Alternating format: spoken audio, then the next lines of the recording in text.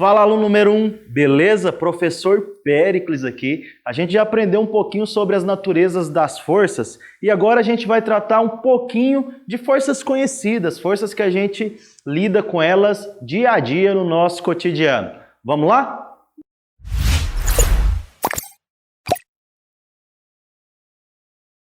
A primeira delas que a gente vai ver, e a gente já até comentou nas nossas aulas, é a força-peso, né? A força-peso, a gente sabe que é uma força de atração entre o bloquinho e a terra.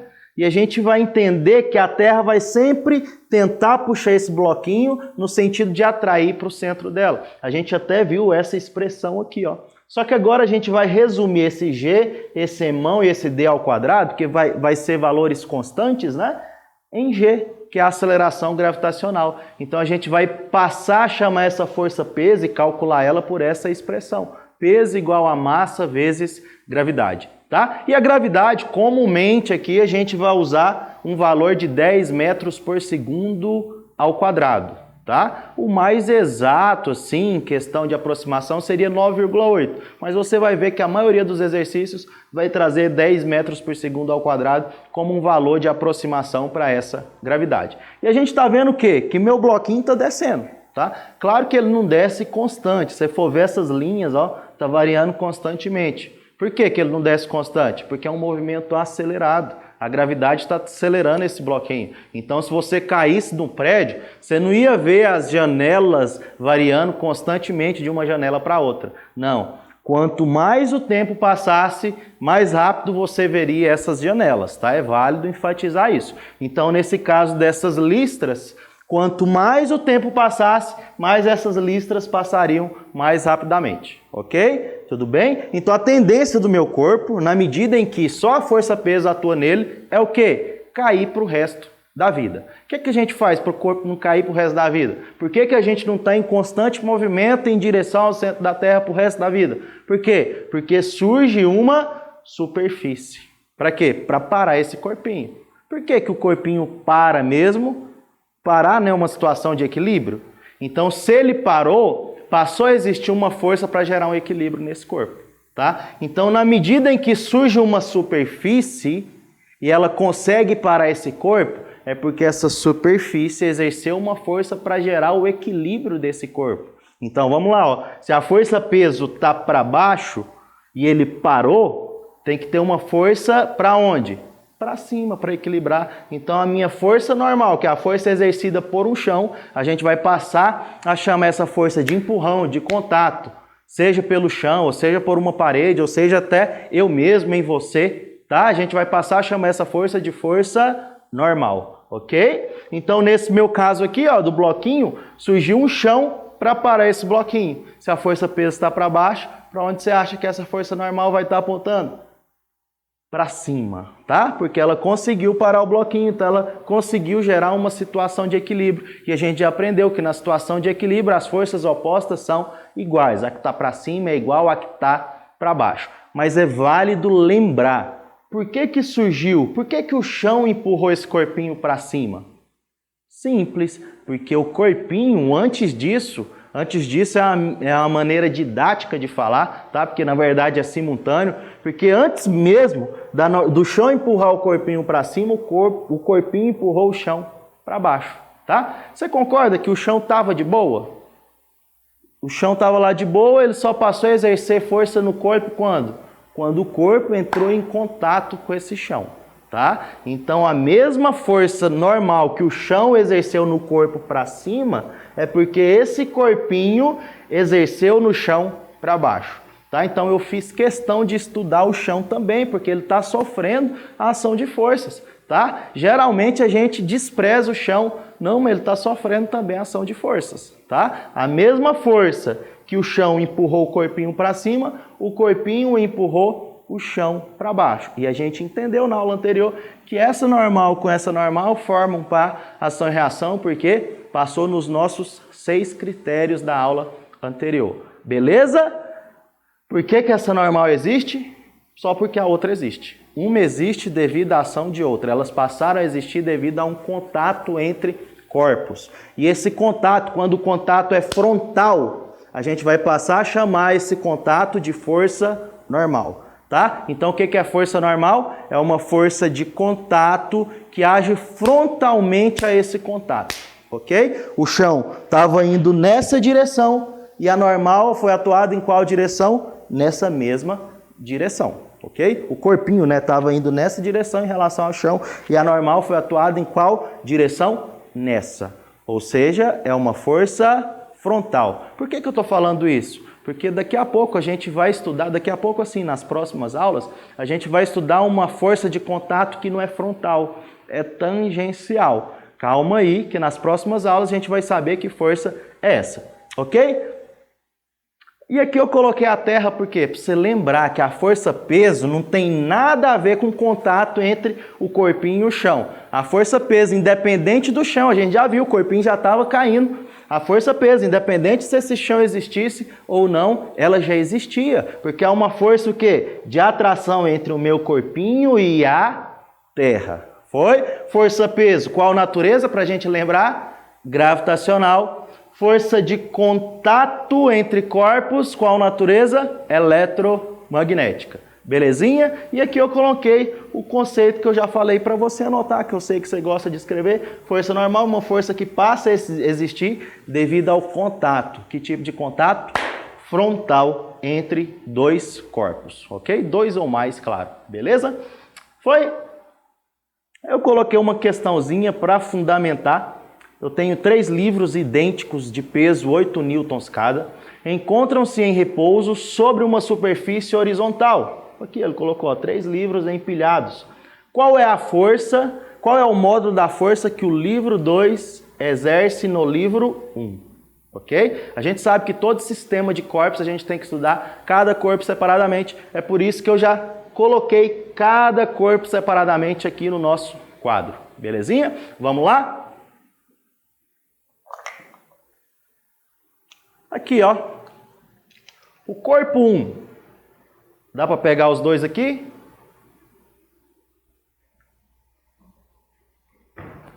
O corpo 1 está lá embaixo. A gente sabe que ele tem massa. Se ele tem massa, tem qual força? Força-peso. O exercício me falou que essa força-peso vale quanto? 8 newtons. Por isso que eu já coloquei ela aqui. Belezinha? Mas lembra, o livro 1, ele está em contato com o chão. O que é que isso quer dizer? Que o livro 1 está empurrando o chão para baixo, logo o chão está empurrando o livro 1 para cima. E essa força de empurrão, a gente chama ela de quê mesmo? Normal, ok? Então está agindo uma normal em 1 nesse sentido, ok? E aqui no livro 2? A gente está vendo, mesma coisa, tem massa? Tem força-peso, ok? Então tem 8 newtons, a tendência dele era descer para o resto da vida. Por que ele não desce? Porque surge o livro 1 para parar ele, belezinha? Então surgiu o livro 1 para parar ele como? Empurrando ele para cima. Então tem uma normal que age em 2 para cima, mas muito cuidado. Por que essa normal 2 passou a existir, atuando no livro 2? Porque antes disso, ele empurrou o livro 1 para baixo. Então essa mesma normal 2 que está atuando no corpo 2 para cima, está atuando no corpo 1 para baixo, tá? Então essa mesma normal 2 está atuando aqui. Belezinha? Vamos ver o mesmo para o corpo 3. Tem massa, tem força-peso. A tendência dele era descer para o resto da vida. Por que ele não desceu? Porque surgiu o livro 2 para parar ele, né? No que surgiu o livro 2 para parar ele, o que é que o livro 2 fez com ele? Empurrou ele para cima. Então essa força que o livro 2 empurrou ele para cima, eu vou chamar de normal que age em 3. Mas por que essa normal passou a existir? Porque o livro 3 empurrou o 2 para baixo, tá? Então a mesma força que o livro 2 empurrou o 3 para cima, o 3 empurrou o 2 para baixo. Então essa mesma normal em 3 que está para cima no corpo 3, vai estar o quê? Para baixo no corpo 2. Esse é um tipo de exercício que a gente está estudando as superfícies de contato, tá? Para a gente nunca mais errar essa posição de normal. Porque muita gente, ao invés de colocar normal, como eu estou colocando, o que eles gostam de fazer? Colocar uma força-peso. Mas muito cuidado, peso existe devido ao quê? A uma atração gravitacional entre dois corpos, entre o corpinho menor e a Terra, ou seja, essa força é intrínseca ao corpo. Eu não posso representar a força-peso do corpo 3 em outro corpo, porque é uma força de atração apenas entre o corpo 3 e a Terra. Não tem como eu representar o peso de 3 em outro corpo. Anota isso, pelo amor de Deus, porque ainda tem muito aluno que gosta de representar a força de um corpo, o peso que atua em um corpo, em outro corpo. Isso é impossível, tá? Então vamos lá, agora a gente tem o nosso sistema de forças, tá? Tá tudo ok? Tudo belezinha? Tá tudo parado, não tá? Se tá tudo parado é uma situação de quê? Equilíbrio, ou seja, o que tá para cima é igual ao que tá para baixo. Então aqui no meu caso, ó, no livro 1, o que tá para cima, que é N1, tá sendo igual ao quê? O que está para baixo. N2 mais 8. Aqui no meu livro 2, o que está para cima, que é N2, é igual ao que está para baixo. N3 mais 8. Aqui no meu caso, que é N3, o que está para cima, que é N3, está sendo igual a 8. Até agora de boa? Acho que está tudo certo, nossa representação de força. Ele está pedindo o que mesmo? Força de 2 em 1. Você concorda que a força de 2 em 1 é a força que o corpo 2 empurrou 1 para baixo? Ou seja, essa mesma normal 2, tá? Então, só para ficar mais claro, força de 2 em 1, ele está pedindo a normal 2. Agora, eu acho que está fácil, ó. Por quê? N3 igual a 8. Só substituir, ó. N2 está sendo igual N3 mais 8. Mas o que é N3? 8. 8 mais 8 a gente sabe que vale o quê? 16 newtons. Foi? Acho que a gente resolveu a questão. Tem isso para marcar ali? Tem, 16 newtons. Belezinha? Vamos prosseguir para a nossa próxima força? Força de tração, tá? Vai ser mais nomenclatura. A tração é o nome que a gente dá para uma força exercida por um fio. Você pega um fiozinho e puxa alguma coisa, a força que você está exercendo nessa coisa, a gente vai passar a chamar de tração. Você viu o que eu falei? Você pega o fiozinho e o quê? Puxa alguma coisa. A minha força tração vai sempre agir em qual sentido? De puxar o corpo. Você concorda que é impossível você empurrar o corpo com uma corda? Justamente por isso, porque a tração age sempre no sentido de puxar esse corpo. Então, toda vez que a gente for no nosso sistema de corpos, de diagramas de corpos livres, a gente vai ter que lembrar disso, tá? A minha tração vai agir sempre no sentido de puxar o meu corpinho, ok? Aqui coloquei essa força é aplicada nos corpos por meio de fios e age sempre no sentido de puxar o corpo. Você que gosta de escrever, tá aí, beleza? É só nomenclatura. Aqui eu coloquei um exercíciozinho. Em uma operação de resgate, um helicóptero sobrevoa horizontalmente uma região levando pendurado um recipiente de 200 kg com mantimentos e materiais de primeiros socorros. O recipiente é transportado em movimento retilíneo e uniforme. Ó, informação importante. Movimento retilíneo uniforme. Que situação é essa? Situação de equilíbrio de corpos. Ou seja, as forças opostas são iguais. O que está para a direita é igual ao que está para a esquerda, o que está para cima é igual ao que está para baixo. Movimento retilíneo uniforme. Sujeito às forças peso, tá? Ele está falando desse mantimento, tá? Ele nem vai estudar o helicóptero só está transportando esse mantimento. Então, vai ter força-peso. Peso é o quê? Vertical para baixo. Resistência do ar, a gente vai estudar mais para frente, mas a gente não vai precisar de saber muito dela aqui não, tá? A gente só vai precisar entender que a força de resistência do ar é uma força que resiste ao movimento. Então, ela vai atrapalhar o movimento. Então, se o corpinho está indo para frente, a força de resistência do ar atrapalhando o movimento vai atuar em qual sentido? Para trás, ok? De resistência do ar na horizontal, F, que ele chamou de F, e tração T, que é a tração exercida pelo fio, de cabo inextensível, ou seja, ele não estica, é uma tração mesmo, que o prende ao helicóptero.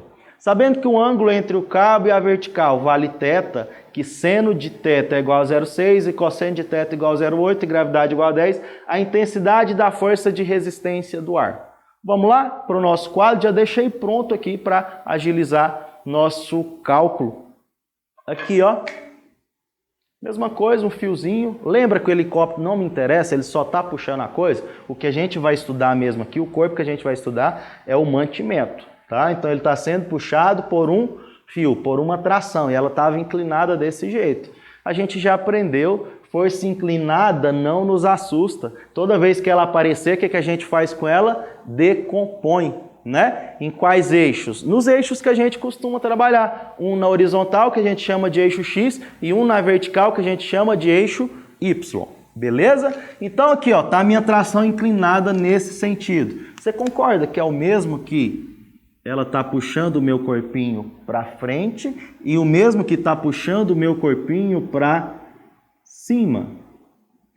Essa decomposição que eu coloquei na horizontal, a gente vai chamar, se era T, aqui eu vou chamar de TX. Se era T, aqui eu vou chamar de TY. Na medida em que eu decompus minhas forças, eu não preciso nem olhar para essa mais, tá? Só para a gente calcular a referência com o ângulo θ. Então, vou deixar isso aqui só para a gente calcular a referência com o ângulo θ. Mas a gente nem precisa olhar para essa tração mais. Por quê? Porque essas duas é a mesma coisa dessa, ok? Quais outras forças estão atuando? Uai, Péricles, o exercício falou que o meu mantimento tem 200 kg de massa, então tem força peso, vertical para baixo. Então, força, peso. O que mais? Você lembra que é uma situação de movimento retilíneo uniforme? Do jeito que está aqui, ainda não está numa situação de movimento retilíneo uniforme, porque movimento retilíneo uniforme é uma situação de equilíbrio, ou seja, as forças opostas são iguais. O que está para a direita é igual ao que está para a esquerda, o que está para cima é igual ao que está para baixo. Até agora eu só tenho uma força para a direita, não tem nenhuma outra equilibrando. Então você já suspeita, eu teria que ter uma força para onde? Para a esquerda. E ele falou que força que é essa? Ele falou que é a resistência do ar. Tá? A resistência do ar não atrapalha o movimento? Agora sim eu coloquei todas as minhas forças. Tá? E como é uma situação de equilíbrio, movimento retilíneo uniforme, eu já sei, ó, Tx igual a R e Ty igual a P. Vamos lá? Então vamos fazer isso aqui, ó. Tx igual a R, vamos fazer isso aqui primeiro, mas como que é Tx em números, em cálculos, em equação, Péricles? Você lembra? Toda vez que a gente decompõe, para a gente achar o valor dessa decomposição, a gente precisa calcular esse valor em relação ao ângulo de referência que o exercício me deu. Qual que foi o ângulo de referência? Esse aqui, ó, o ângulo entre a vertical e a corda. Aí eu preciso colocar esse ângulo entre as forças que eu estou estudando, tá? Eu fechei o triângulo retângulo, θ 90, então aqui seria alfa. Se tudo aqui é 90 e aqui é alfa, aqui só pode ser θ, ok? Então esse θ está aqui na verdade. Eu estou querendo calcular Tx. O meu ângulo θ está com Ty ou com Tx? Uai, Péricles, ele está do ladinho de Ty, então ele está com Ty. Logo, ele não está do ladinho de Tx. Então, meu ângulo θ está sem Tx. Então, meu Tx vai ser o quê? T sem no θ, tá? Porque o meu ângulo não está do ladinho de Tx. Então, Tx é T seno θ. Isso é igual a R. Eu não sei nenhuma força ainda, tá? Então, deixa assim, ó. Vamos só substituir o seno de θ que ele me deu, falou que o seno de θ é igual a 0,6. E ele está me pedindo quem? O R. Ou seja, eu preciso só saber o valor de T para achar esse R. Como que a gente acha esse valor de T, que você acha? Uai, você estudou horizontal? Vamos estudar a vertical? Vamos, ué. Na vertical, que informação que a gente tirou mesmo? Não está subindo nem descendo, está em equilíbrio na vertical. Equilíbrio estático, né? Porque não está em movimento. Então, o que está para cima é igual ao que está para baixo. Então, TY é igual ao que está para baixo, que é o meu peso. Então, meu TY, o que é TY? Ai, Péricles, TY está com o ângulo. Então, TY é T cosseno de θ. Isso é igual ao peso. Qual que é o peso do negócio? Pérez, ele falou que a massa é 200. E peso a gente sabe que é o quê? Massa vezes gravidade. Então é 200 vezes 10. Só substituindo, ó. T vezes cosseno. O que é cosseno de θ? 0,8. Quanto que é 200 vezes 10? 2.000. Ou seja, o que a gente está achando para o valor de T? Olha, Péricles, T está sendo igual a 2.000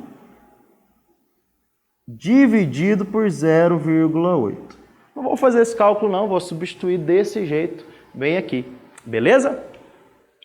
Então agora eu tenho um valor de T, só falta eu jogar esse valor aonde? Nessa equação para eu achar o R. Vamos substituir? Então, ó, como que vai ficar, ó?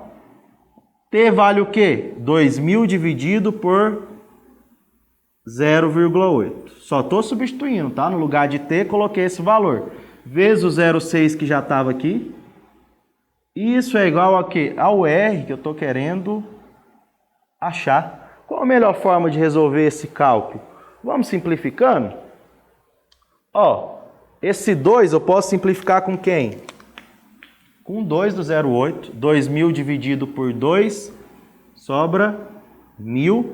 0,8 dividido por 2, sobra 0,4. O que mais que eu posso fazer para simplificar? Pera, simplifica por 2 de novo. Vamos lá, por 2 de novo. 0,4 dividido por 2, 0,2. 0,6 dividido por 2, 0,3. Viu que não assustou a gente? Quanto que é 1.000 dividido por 2? 500. Mas não é dividido por 2, é por 0,2. Então, se 1.000 dividido por 2 é 500, 1.000 dividido por 0,2 dá o quê? 5.000. Então, aqui eu estou tendo 5.000 vezes 0,3. Isso está sendo igual a R. Quanto que é 5.000 vezes 0,3? Faz, ué. Quanto que é 5.000 vezes 3? 15.000. Só que não é vezes 3, é 0,3, é um número menor. Então, 5.000 vezes 3 é 15.000. Só que como não é vezes 3, é 0,3, tira um zero. Tira um zero de 15.000, como que vai ficar? 15.000, tirou um zero, ficou o quê? 1.500 newtons. Foi? Então, essa é a força de resistência do ar. Estou olhando ali na tela para ver se tem a letra C. Tá? 1.500 newtons. Se você não entendeu, achou um pouquinho complicado, volta esse vídeo um pouquinho que vai dar tudo certo. Belezinha? Agora vamos ver uma última força. A força elástica, tá? O conceito dela apareceu ali, tá? Mas antes de tudo isso, eu preciso que você saiba direitinho o que é uma força elástica, o que é esse conceito de força elástica. Aqui eu coloquei essa força é aplicada nos corpos por meio de fios extensíveis e dependendo da sua deformação pode empurrar ou puxar o corpo associado ao fio. Muito boa essa definição, beleza? Mas antes da gente entender o que é a força elástica, a gente precisa entender o que significa o termo elástico. Muita gente acha que o termo elástico é só o fato de um corpo deformar. Não. Todo corpo tem essa propriedade que a gente chama de elasticidade. Até o corpo que não deforma, tá? Então, na verdade, elasticidade é todo o corpo que está suscetível à deformação. Por exemplo, o chão está suscetível à deformação? Claro, Pérez, dependendo da força que você imprimir nele, você empurrar ele com um pedaço de metal bem maciço, ele pode rachar? Pode. Então, ele está suscetível à deformação? se ele está suscetível à deformação, ele tem a propriedade que a gente vai chamar de elasticidade. Beleza? Um algodão está suscetível à deformação? Tá, se você fizer assim com ele, ele deforma. Então, se ele está suscetível à deformação, ele tem uma propriedade que a gente chama de elasticidade. Ok? Então, a elasticidade é uma propriedade dos materiais, na qual todo material que estiver suscetível à deformação, ele vai ter essa propriedade que a gente chama de elasticidade. Ok? Então, o que é elasticidade mesmo? É uma propriedade dos materiais, associada ao quê? Ao fato de ele estar suscetível à deformação. Ou seja, quase todos os corpos do nosso cotidiano aqui pode ser deformado, não pode? Dependendo da força que é impressa nele. Então, quase todos os corpos que a gente vai estudar vai ter essa propriedade associada a ele, elasticidade. Ok? Não é só o fato dele deformar, não. É o fato de ele estar suscetível à deformação. Eu estou abrindo sua mente em relação a isso, eu acho que você nunca ouviu falar sobre isso, mas eu estou abrindo a sua mente em relação a isso, porque lá na ondulatória você precisa de um conceito coeso para elasticidade, senão você vai errar na hora de analisar a refração quando ela ocorre nos meios materiais, tá? Para as ondas mecânicas. Então, desde já, a gente já aprende certinho o que é elasticidade. Elasticidade é simplesmente o fato de o meu corpo estar suscetível a uma deformação, ok? Então tá aqui, ó, conceito de elasticidade. Essa é uma fórmula que a gente vai aprender para a força elástica daqui a pouco. Força elástica é igual a K vezes X. O que essa força elástica está querendo dizer? O que essa expressão está querendo dizer? Que a força elástica é uma força exercida por um corpo que deformou. Ou uma força exercida em um corpo deformável, ou uma força exercida em um corpo deformável causou essa deformação nele. Ou seja, vamos falar de mola, que é o que a gente mais vai ver aqui. Você concorda que uma mola eu posso deformar ela? Ok, se você conseguiu imprimir uma força nessa mola e essa mola deformou, a gente vai chamar essa força de força elástica. Mas do mesmo jeito que você associar um corpo a essa mola deformada e ela conseguir empurrar o corpo, a gente vai chamar essa força de força elástica. Então, força elástica é uma força que está conseguindo deformar o corpo. Beleza? Força igual a Kx. Antes de aparecer esse K, só era uma relação de proporção. A força elástica é proporcional à deformação ocasionada nesse corpo. E a gente sabe que na matemática, para qualquer expressão, para essa relação de proporcionalidade virar expressão, virar fórmula, a gente precisa inserir uma constante. E essa constante elástica, ou constante de elasticidade. Ok? Se eu pegar esse X e isolar, a gente vai ver que K é igual a força elástica dividido por X. Ou seja, a gente está vendo que X e K vão ser grandezas inversamente proporcionais. Ou seja, quanto mais for a deformação desse corpo, menor vai ser a constante elástica. Viu que está indo de choque com o que você achava que era elasticidade?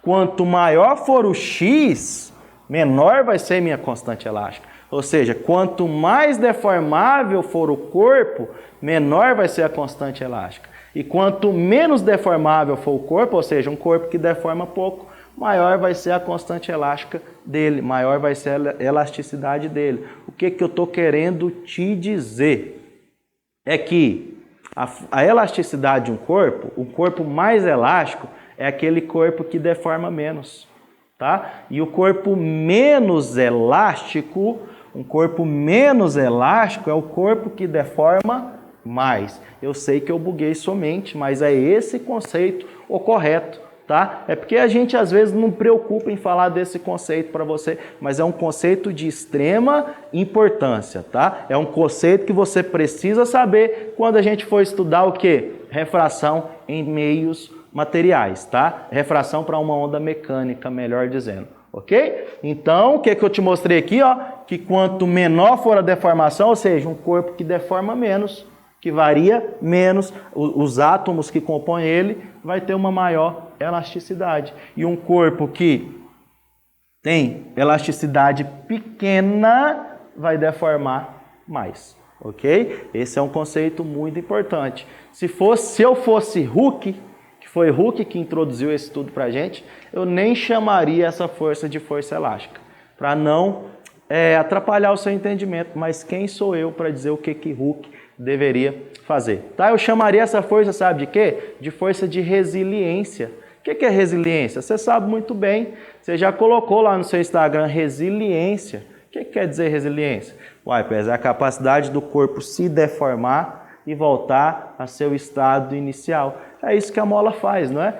A gente deforma a mola e quando a gente tira a mão da mola, ela volta ao seu estado inicial. Então, a mola é um corpo resiliente. Tá? É um corpo elástico? É, porque está suscetível à deformação. Mas é também um corpo que resiliente, porque ele deforma e volta ao seu estado inicial. Ok? Então, a força elástica aqui para a mola, na verdade, vai ser uma força resiliente, porque ela faz com que a mola se deforma e volte ao seu estado inicial. Então, esse conceito de elasticidade é muito importante. Tá? E aqui agora a gente vai falar da lei de Hooke, que é tudo isso mais ou menos que a gente já falou, tá? Aqui está um corpo na sua posição inicial, que a gente chamou de nível de referência. Se eu empurrar o corpo para lá e soltar, você já sabe para onde esse corpo vai. Para cá. A mesma coisa, ó. Aqui está o meu corpo no nível de referência. Se eu puxar ele para cá, para onde você acha que ele vai? Para cá. É por isso que na lei de Hooke, aquela expressão que a gente já abordou para a força elástica, K vezes X, aparece um negativo. Por quê? Porque essa força vai ser contrária à deformação. Se essa deformação foi para cá, ocasionando uma compressão, a força elástica vai atuar para cá. Mesma coisa aqui, ó. Se essa deformação foi para cá, ocasionando uma expansão da mola, para onde vai atuar essa força elástica? Para lá, ok? Então esse menos só aparece para isso e a gente quase não vai usar ele, tá? Então não preocupem em usar esse menos quando a gente for calcular, quando a gente for usar essa fórmula de força elástica. Por quê, Péricles? Não é uma grandeza vetorial? É, mas você lembra que quando a gente vai fazer o diagrama de corpo livre, a gente já coloca essa orientação da força elástica? A gente já consegue perceber? Então se você já fez isso, você não precisa colocar esse menos, tudo bem?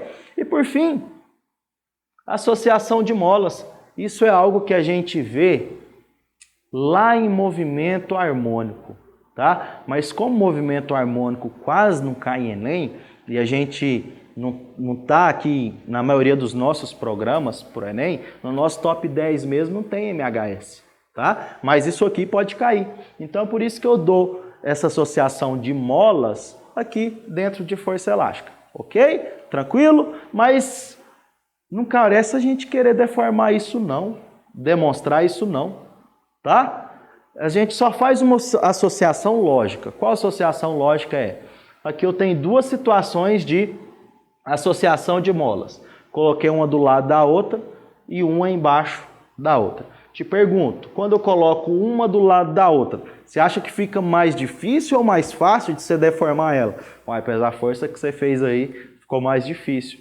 Se ficou mais difícil, você só soma as constantes elásticas, ok? Agora, quando você coloca uma embaixo da outra, insere uma com a outra, o que você faz? Você acha que fica mais difícil ou mais fácil? Uai, Pérez, com a força que você está fazendo aí, está muito mais fácil. Então, aqui a gente faz uma soma dos inversos, ok? A associação vai ser sempre assim, tá? Vai ter alguma coisa constante e a gente vai conseguir sempre chegar a uma associação de soma ou uma associação de soma pelos inversos. A gente já viu isso aonde? Em resistores, a gente já viu isso em capacitores, a gente vê isso também aonde?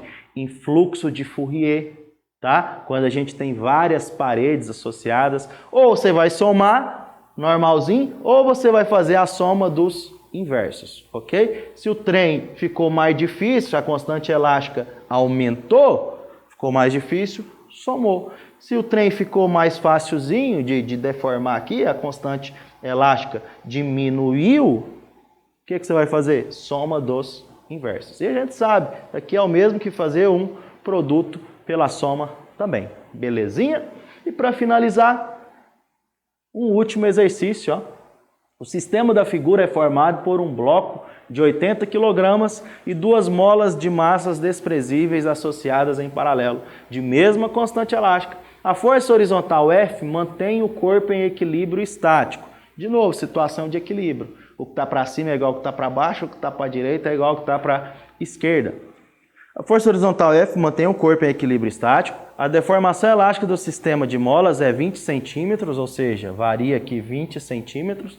E a aceleração da gravidade local tem módulo 10 metros por segundo ao quadrado. Então é correto afirmar que a constante elástica de cada mola vale em newtons por centímetro. Já está no quadro para agilizar a nossa resolução. Tá? Então o que ele está pedindo? A constante elástica da mola. Se é uma situação de equilíbrio e a gente for estudar esse corpo, quais forças estão atuando no meu corpo? Péricles, tem massa, então tem força, peso, ok? A tendência, se eu coloquei só a força-peso aqui, se eu representei só a força-peso, o que eu estou querendo dizer? Que o meu corpinho está descendo para o resto da vida. É isso que está acontecendo? Não, Pés, ele falou que está em equilíbrio estático. Então, se está em equilíbrio estático, não pode ter só a força-peso. Tem que ter uma outra forcinha para cima, equilibrando o movimento. Essa força que eu coloquei para cima, forma um par ação e reação? Uai, Pés, se já está gerando equilíbrio, eu já suspeito. Forma não, tá? Porque para formar um par ação e reação, tem que atuar em corpos diferentes. E qual força que é essa que está puxando ele para cima? Uai, Pés, é um fiozinho associado a uma mola. Eu posso chamar ela de força elástica? Pode demais. Ou seja, se é uma situação de equilíbrio, é só você colocar, ó, força elástica é igual ao peso. Qual que é a expressão de força elástica que a gente aprendeu? K vezes X, isso é igual ao peso. Só que lembra que eu tenho um conjunto de 2 molas associadas em paralelo. Se é um conjunto de 2 molas associadas em paralelo, você acha que fica mais fácil ou mais difícil deformar essa mola? Mais difícil, então fica uma mola de constante elástica maior. Então esse K equivalente é o mesmo que 2 vezes K, na qual esse K vai ser a constante de cada mola. Tá? Gerou qual deformação? 20 centímetros.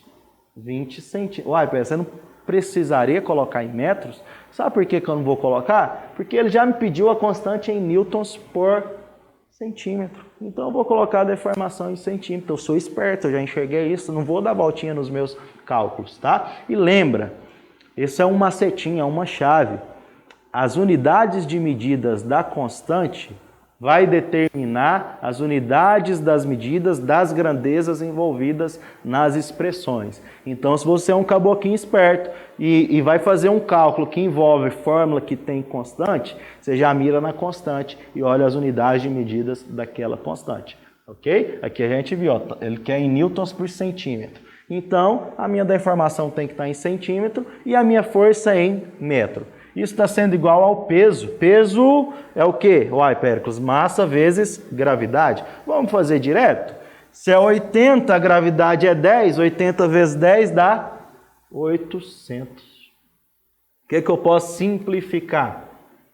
Blau, blau, blau, blau. Opa, esse zero não, sobrou um zero. Então, empolguei cortando as coisas. Então aqui ficou 2. Blau, blau. 1, 0, 1, 0. Foi? Então o que sobrou aqui pra gente? K vezes 2 vezes 2, 4, que é igual a quanto? 80. Pode ser? Quanto que é 80 dividido por 4? Só simplifica, ó. Quanto que é 8 dividido por 4? 2. Quanto que é 4 dividido por 4? 1. Ou seja, o meu K ficou igual a 20, o quê?